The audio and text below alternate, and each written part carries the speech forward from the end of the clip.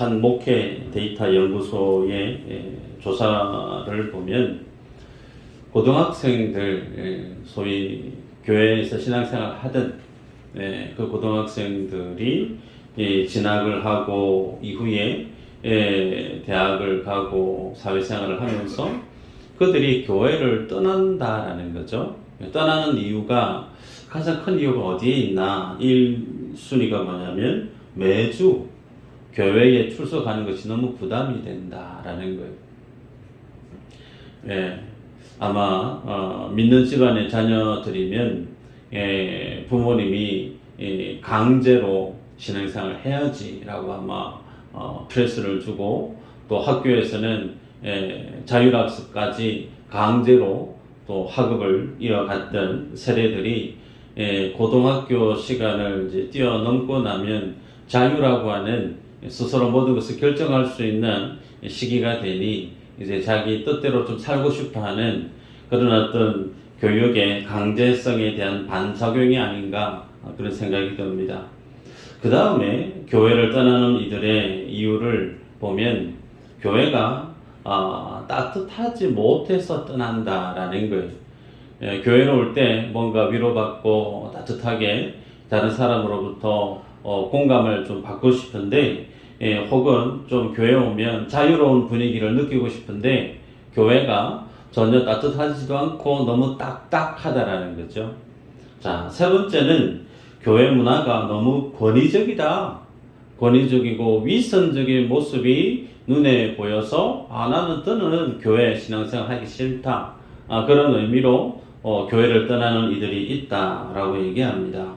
또 다른 기관에서 분석한 것을 보면 47.1%가 신앙생활을 함에 있어서 구원과 하나님의 영생과 관련된 내용이 아닌 다른 것에 치우쳐 있는 교회 속에서 신앙생활을 하던 이들이 그 다른 것에 충족이 되지 않을 때 교회를 떠났다. 그렇게 결과 발표를 하는 것을 보게 됩니다.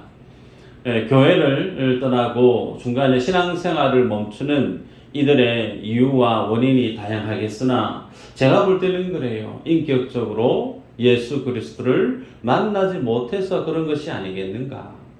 또 하나는 교회가 하나님이 내게 허락한 교회라고 하는 그 사실을 그 교회관이 성경 안에서 제대로 자기 안에 정립되어 있지 않기 때문에 조금은 감정이 상하고 자기의 생각이 맞지 않으면 쉽게 다른 교회로 옮겨가거나 교회 신앙생활을 멈추는 것이 아닌가 싶어요.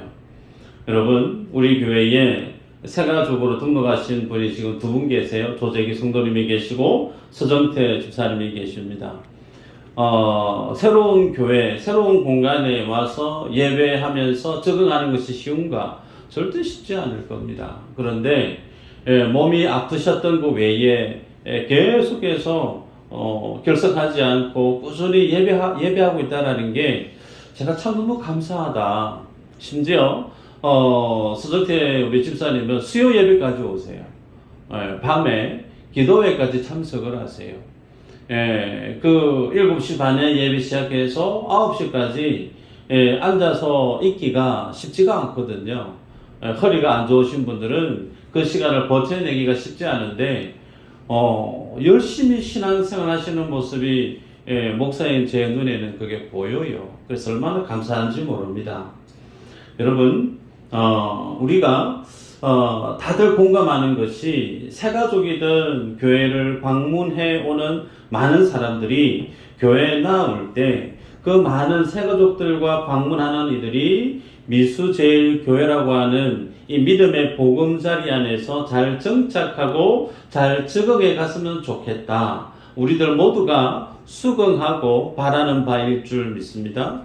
자, 그러면 그런 분들이 교회 안에 와서 쉽게 적응을 하고 정착하고 함께 믿음의 지체로 세워져 가기 위해서는 어떤 믿음의 모습이 필요한가?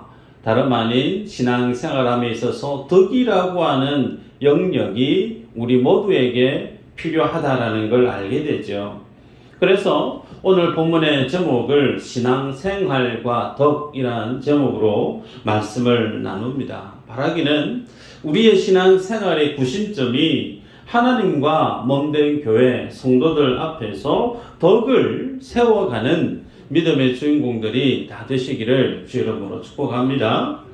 자, 오늘 본문에는 고린도 교회를 통해서 사도 바울이 이 믿음의 삶에 있어서 덕을 지향해야 되는 삶의 모습을 강조하는 본문을 우리가 확인할 수가 있습니다.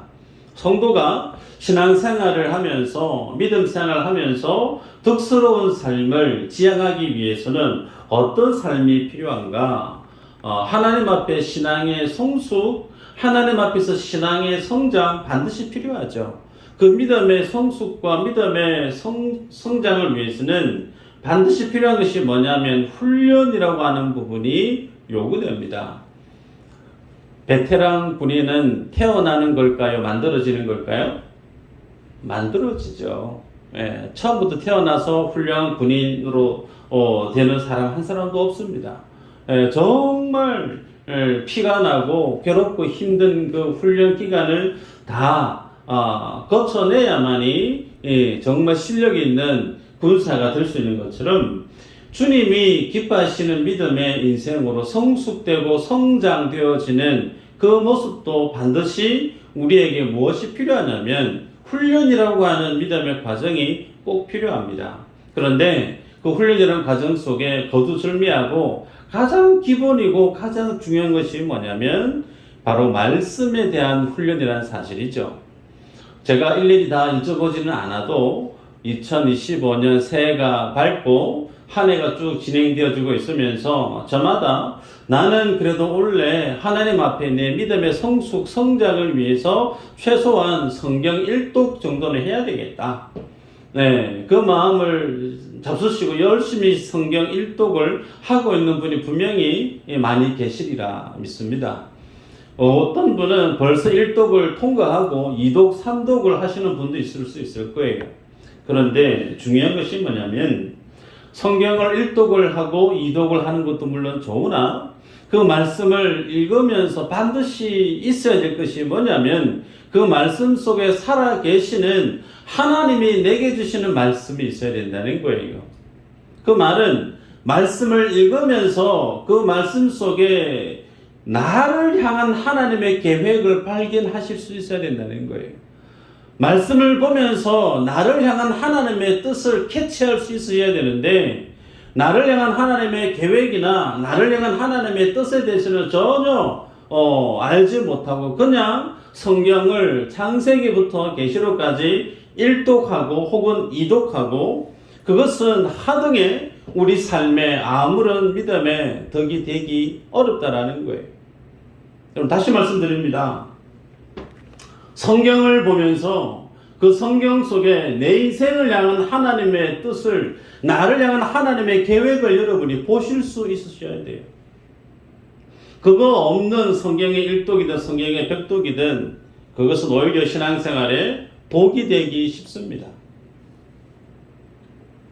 여러분 오늘 본문의 20절에 사도 바울이 권면하죠. 한번 읽어볼까요? 20절. 네, 20절 시작.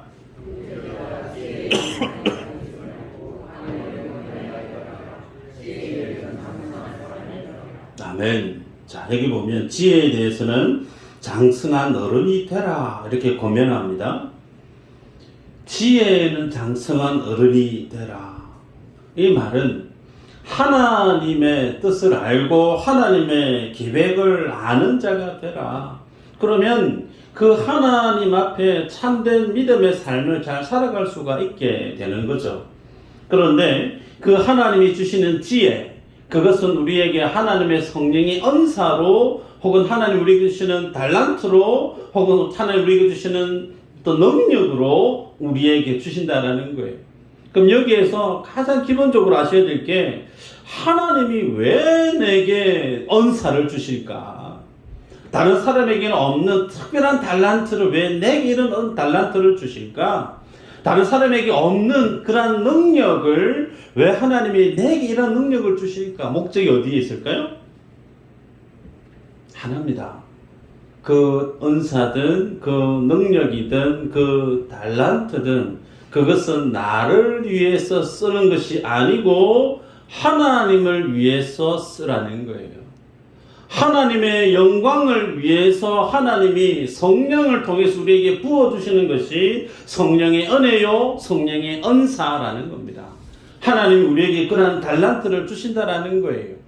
그래서 이 하나님의 은사와 하나님의 달란트와 능력을 하나님이 왜 내게 주시는지를 제대로 아는 사람은 그 하나님 앞에 영광을 올려드리는 삶을 살아가게 됩니다. 반면에 하나님이 내게 은사를 주시고 지혜를 주시고 혹은 달란트를 주실 때 그것이 하나님의 영광을 위해서 쓰도록 주신 것을 이해하지 못하고 알지 못하는 사람은 하나님이 내게 주신 은사를 어떻게 쓰느냐면 다른 사람을 비교하는 용도로 쓰는 거예요. 아우, 너는 그런 것도 없어? 이 정도는 기본으로 있어야지. 신앙생활을 하면 믿음이 있다라고 하면 적어도 이 정도의 은사는 있어야 되지 않니?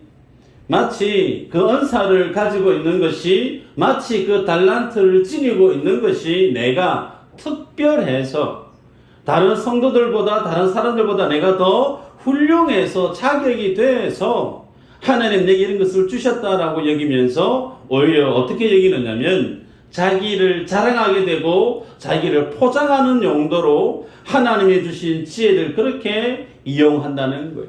그래서 성경 말씀을 볼 때 하나님의 계획을 알지 못하고 하나님의 뜻을 알지 못한 채 성경 1독을 하고 10독을 하고 100독을 하고 40일 금식 기도를 하고 그 모든 행위를 한 것들은 뭐라는 거예요?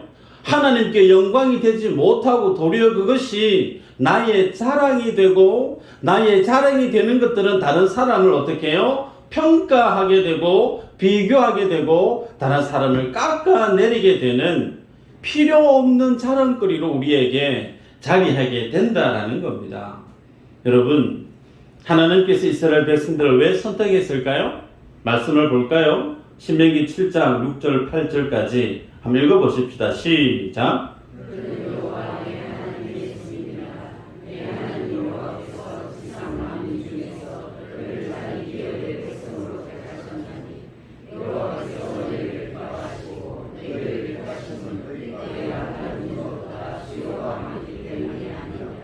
오히려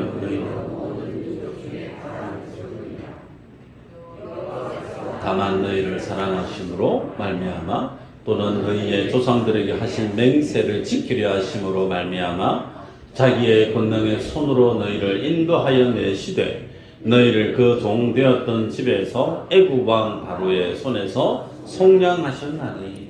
아멘. 네. 다시 질문입니다. 하나님이 이스라엘 백성들을 왜 출애굽을 시켰다고요? 그들이 특별해서? 그들이 더더욱이 대단해서? 저는 그렇지 않죠. 밝히고 있습니다. 이스라엘 너희는 다른 어떤 민족들보다 그 수요가 작다. 여러분, 여기서 작다라고 하는 의미는 가치가 없다는 거예요. 특별할 것 없다는 겁니다. 그런데 그런 특별할 것 없고 자격도 없고 능력도 없고 뭔가 다른 민족들보다 우수한 점이 전혀 없는 너희들이지만 딱 한 가지, 하나님이 너희들을 사랑했다라는 거죠.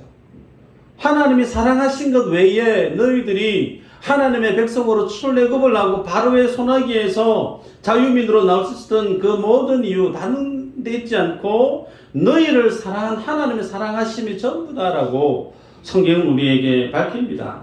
똑같은 맥락으로 그러면 사도 바울은 하나님이 그를 이방의 사도로 세울 때 그를 사도로 세우신 그 근거, 이유가 어디에 있는가? 말씀 볼까요? 디모데전서 1장 15절 16절 읽어보십시다. 시작.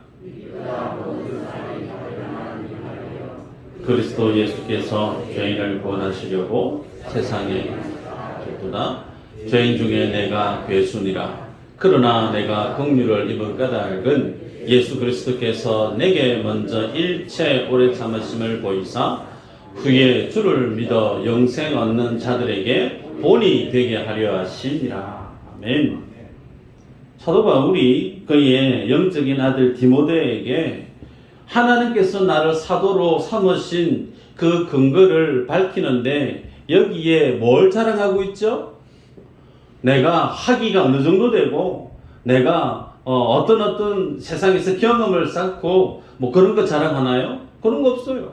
내가 죄인 중에 괴수니라. 자기의 가장 부끄러운 거, 죄인 중에 괴수, 소위 우두머리라는 거예요. 대장이라는 거예요. 내가 자랑할 수 있는 것은 하나님 앞에서 죄된 내 모습 외에 내가 자랑할 것이 아무것도 없다라고 사도 바울은 자신의 부끄러움을 그렇게 밝힙니다. 그럼에도 불구하고 주님이 나를 이방의 사도로 세워서 교회를 세우게 하고 하나님의 말씀을 전하게 하고 많은 사람들을 하나님의 사람으로 세우는 그 모든 원동력은 내 안에 있는 능력이나 나의 자격이나 다른 데 있지 않고 오직 나를 그렇게 구원하신 하나님의 오래 참으심, 우리는 그것을 사랑이라고 얘기하죠. 하나님이 나를 하나님의 자녀가 되어지기까지, 소위 믿음의 사람으로 변화되어지기까지 오래 참으셨다는 거예요. 적어도 내가 이렇게 하나님의 오래 참으심으로 구원을 받고 사도가 된 것은 나를 보라는 거예요. 너희들이 나를 봄으로 너희들도 마찬가지라는 거죠.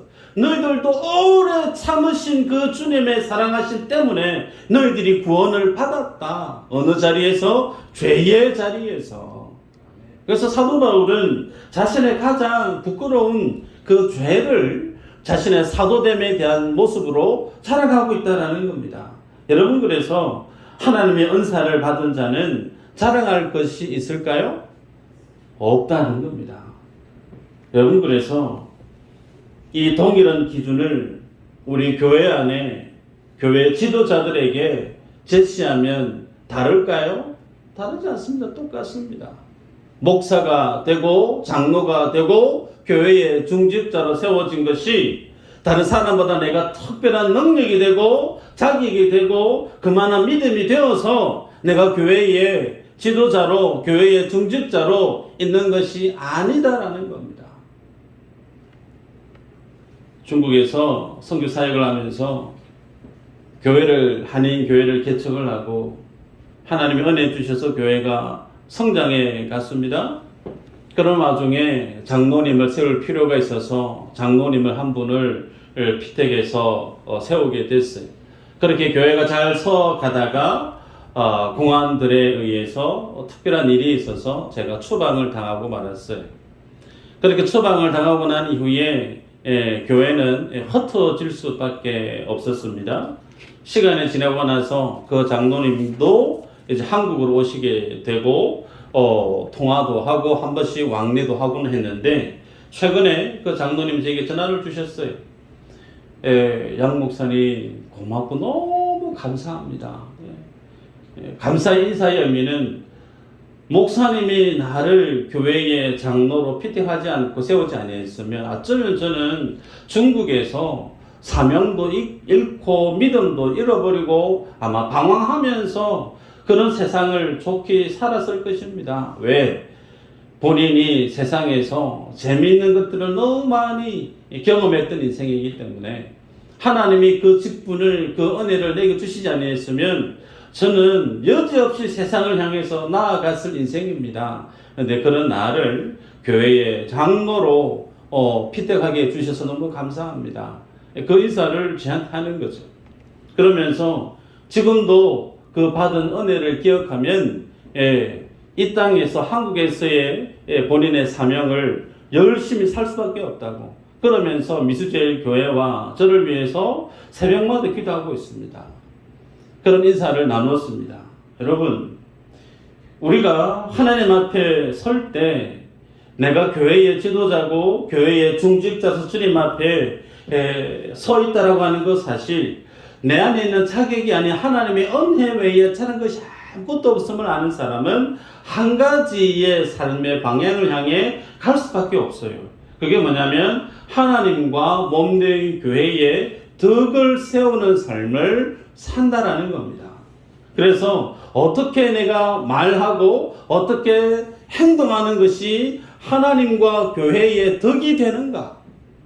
이 기준에서 모든 것을 분별하며 살아가게 되죠.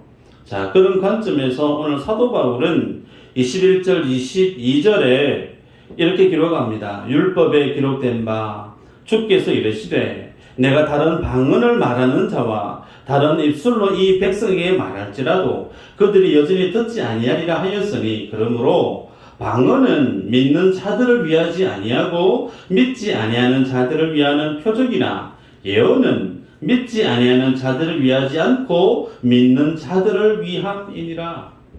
좀 말이 복잡해 보이지만 여러분, 고린도 교회 성도들은 하나님의 놀라운 성령의 은사를 경험했고 그 은사를 받음으로 주님 앞에 덕을 세우는 삶을 살아가야 되는 것이 지극히 당연한데, 그것을 교회의 덕을 세우는 삶을 살지 않고 나의 자랑으로 삼았다는 거예요. 다른 사람을 깎아내리는 삶을 살아냈다는 거예요. 그 중에 가장 두드러졌던 것이 뭐냐면 방언 기도라고 하는 것으로 사도 바울이 지목하고 책망하듯 말하고 있는 겁니다.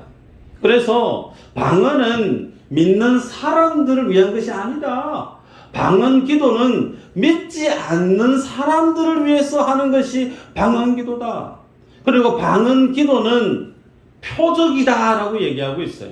반대로 예언은 예수님을 믿는 사람들을 위해서 하나님이 주신 은사다, 그렇게 말씀을 해요.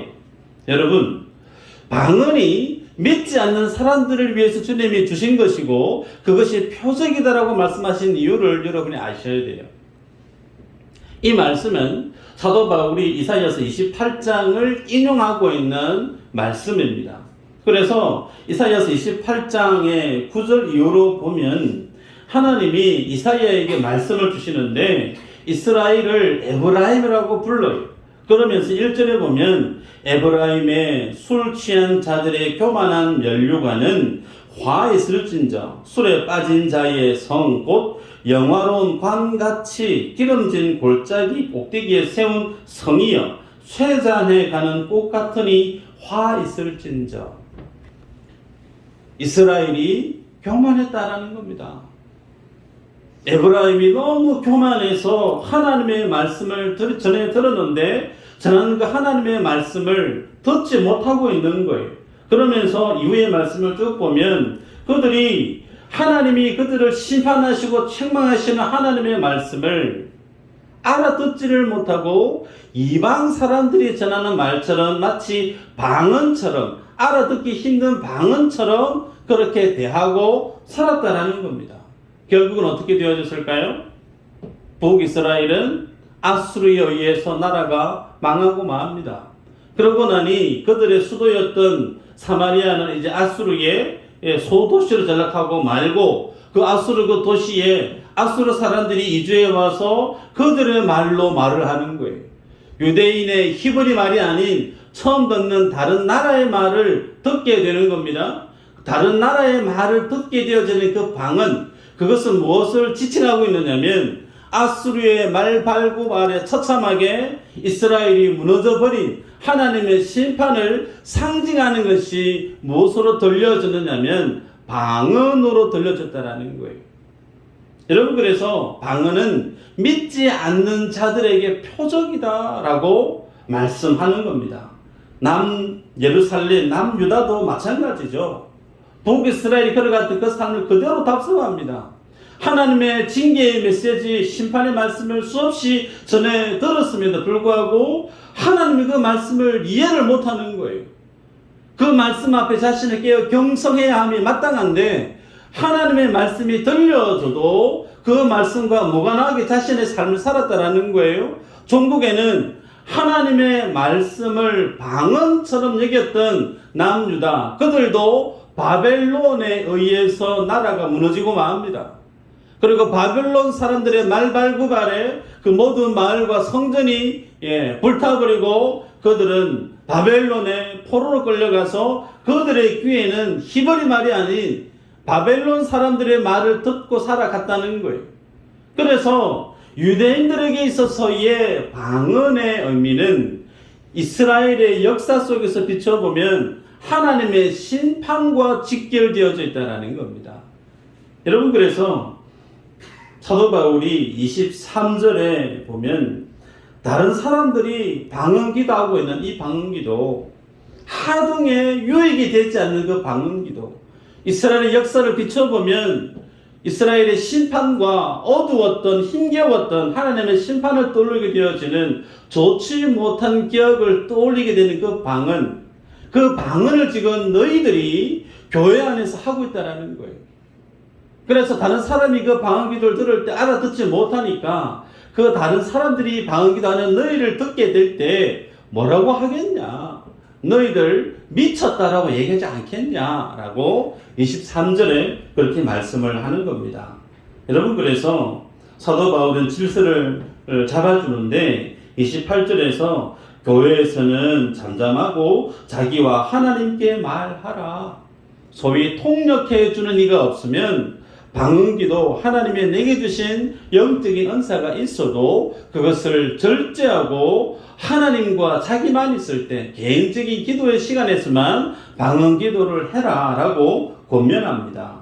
반면에 예언에 대해서 어떻게 말씀하는가 볼까요? 23절에서 25절을 좀 읽어보십시다. 시작.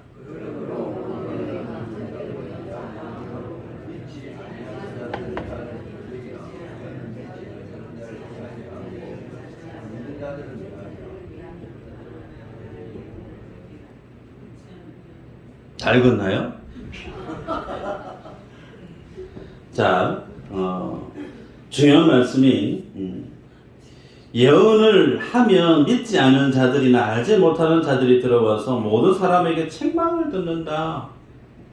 예언의 말씀을 듣게 되어지면 그 예언의 말씀을 듣는 자도 하는 자도 다 책망을 듣게 되고 판단을 받게 되어지고 25절에 가면 그 마음에 숨은 일들이 드러나게 되고 엎드려서 하나님을 경배하게 된다.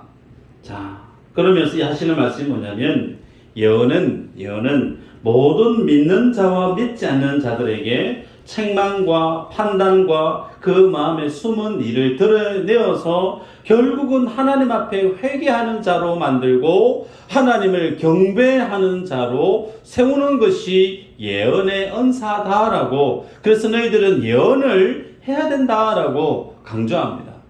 그럼 여기서 말씀하는 그 예언이 어떤 예언인가? 지난 시간에도 말씀을 드렸죠. 하나님의 말씀이라는 거예요. 당신은 이제 교회 예배 드리고 나서 한 5분 뒤에 10분 뒤에 무슨 일을 경험하게 될 겁니다. 내 인생과 관련된 일을 말하는 것이 아니고 예언은 성령에 의해서 성경이 완성되지 않았던 이 시대였기 때문에 성령께서 믿음의 사람들을 통해서 계시된 말씀을 주실 때 그 말씀은 이미 기록된 하나님의 말씀을 확증짓는, 예수님이 십자가 사역과 십자가 사역으로 완성되진 하나님의 진리에 대한 말씀을 풀어주는 성경 말씀이 곧 예언이라는 거예요. 그래서 그 예언의 말씀을 듣게 되어지면 모두가 자기 자신을 돌아보고 하나님 앞에 회개하게 되어지고 하나님을 경배하는 믿음의 사람이 된다라고 얘기합니다. 자, 그러면 하나님의 말씀이 우리에게 어떤 역할을 하는가 한 번 더 볼까요? 히브리서 4장 12절 13절인데 같이 한번 읽어보십시다. 시작. 하나님의 말씀은 살아있고 활력에 있어 좌우에 날선 어떤 검보다도 예리하여 혼과 영과 및 관절과 골수를 찔러 쪼개기까지 하며 또 마음의 생각과 뜻을 판단하나니 지으신 것이 하나도 그 앞에 나타나지 않음이 없고 우리의 결산을 받으실 이의 눈앞에 만물이 벌거벗은 것 같이 드러나느니라. 아멘. 자, 여기에서 보면요, 하나님 앞에 말씀이 가지고 있는 역할이 있어요. 그 말씀 우리 안에 있을 때 우리의 혼과 영과 관절과 골수를 찔러 쪼갠다. 이 말의 의미는 하나님의 말씀이 살아있다는 거예요. 그 하나님의 말씀이 우리의 마음의 신비, 폐부를 찔러 쪼갠다라는 거예요. 그래서 결국은 우리 마음의 생각과 뜻을 판단하게 한다는 겁니다. 마치 어떻게 벌거벗은 것처럼. 여러분, 오늘 예배 나오신다고 다들 좋은 옷을 딱 걸치고 오셨는데 뭐 생각이 좀 그렇지만 다 빨갛게 생각해 보십시오. 고개 들고 있을 수 있겠습니까? 부끄러워서 어디 구멍에 들어가고 싶을 거예요. 마치 하나님의 말씀이 우리 안에 살아있으면 어떻게 되어지냐면 내가 가지고 살아가고 있는 내 생각, 내 마음의 상태, 내 마음의 우선순위, 가지고 있는 모든 그 삶의 우선순위들 마치 그것이 하나님의 진리 안에서 판단을 받게 되어진다는 거예요. 이것은 옳은 거고 이건 잘못된 거고 이건 정말 부끄러운 거고, 그래서 마치 벌거벗은 것처럼 하나님의 말씀 우리를 그렇게 만든다라는 겁니다. 여러분, 그 말씀에 있는 자는 자신의 마음을 알게 된다는 거예요. 성경에 요한계시록에 보면 가장 부유했던 부자 교회였던 교회가 라오디게아 교회였죠. 그 라오디게아 교회가 돈이 너무 많으니까 우리는 너무 부자다, 너무 행복하다, 부족한 게 아무것도 없다, 스스로 자신의 삶을 그렇게 해석하고 평가했습니다. 그런데 그런 교회를 향해서 주님이 하시는 말씀이죠. 3장 17절 이후로 보면 네가 말하기를 나는 부자라 부유하여 부족한 것이 없다 하나 네 공고한 것과 가련한 것과 가난한 것과 눈먼 것과 벌거벗은 것을 알지 못하는도다. 내가 너를 권하노니 내게서 불로 연다는 금을 사서 부유하고 흰옷을 사서 입어 벌거벗은 수치를 보이지 않게 하고 안약을 사서 눈에 발라 보게 하라.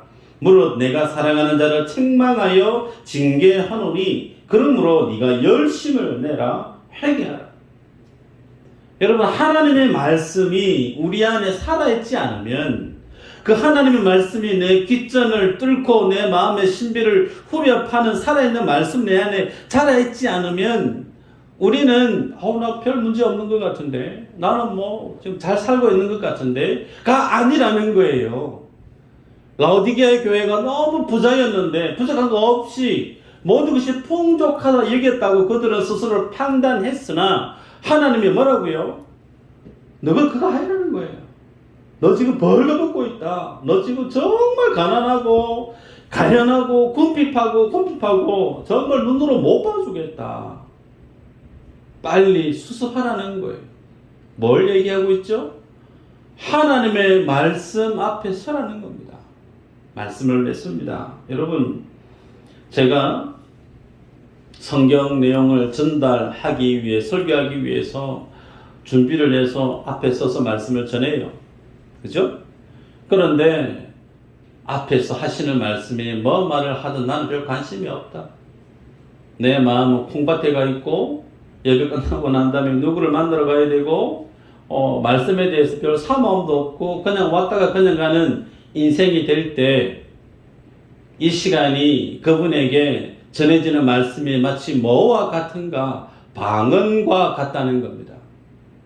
말씀을 들어도 깨닫지를 못하고 말씀을 들어도 이 말씀이 나와 아무런 상관없는 말씀으로 듣게 되어지면 마치 북이스라엘과 남유다가 아수르와 바벨론에 짓밟혀서 방언을 들으면서 그렇게 힘든 심판의 세월을 살았던 것처럼 예배하고 있는 이 시간에 하나님의 말씀이 내게 들리지 않으면 그 인생은 그 시간에 어떤 시간으로 그에게 적용되어지느냐면 하나님의 심판이 임하는 삶과 같다라는 거예요.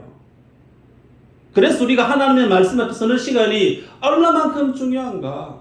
라오디게아 교회가 이 실수를 했던 것 아닙니까?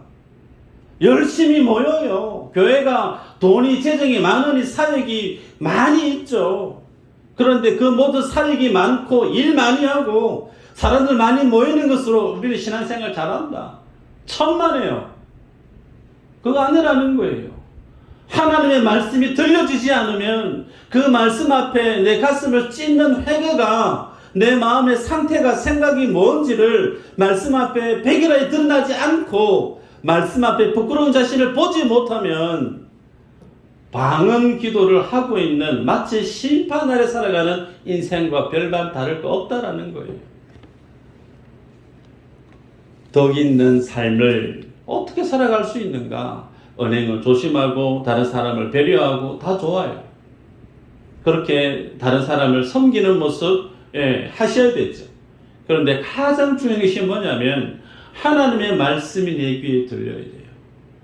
그 하나님의 말씀 앞에 내가 날마다 해부당하고 주님의 말씀에 수술대 위에 올라서 썩어 나가는 것들을 날마다 드러내고 그 속에서 하나님이 새롭게 돋아내시는 새 살을, 하나님의 새 생명을 우리는 받아 먹고 마셔야만이 하나님의 사람으로 이 땅의 제 삶을 살아낼 수 있다라는 겁니다. 문제 부부가 있어요. 목사라고 해서 부부가 다 행복하게 사는 건 아니에요. 싸우면 극단까지 갑니다. 이혼합시다. 못 살겠습니다. 이혼합시다. 그런 부부가 있어요. 그런데 아슬아슬해요. 제가 볼 때. 근데 최근에 그 두 분 사이가 급진전됐어요. 분위기가 아주 좋아졌어요. 궁금한 거예요. 왜 그렇게 됐어요? 어떻게 됐어요? 사모님이 여전히 남편을 싫어합니다. 목사님을 싫어하는데 그 사모님이 다른 목회자의 말도 안 들어요. 예. 그런데 말씀 앞에 서는 삶을 늘 살아요.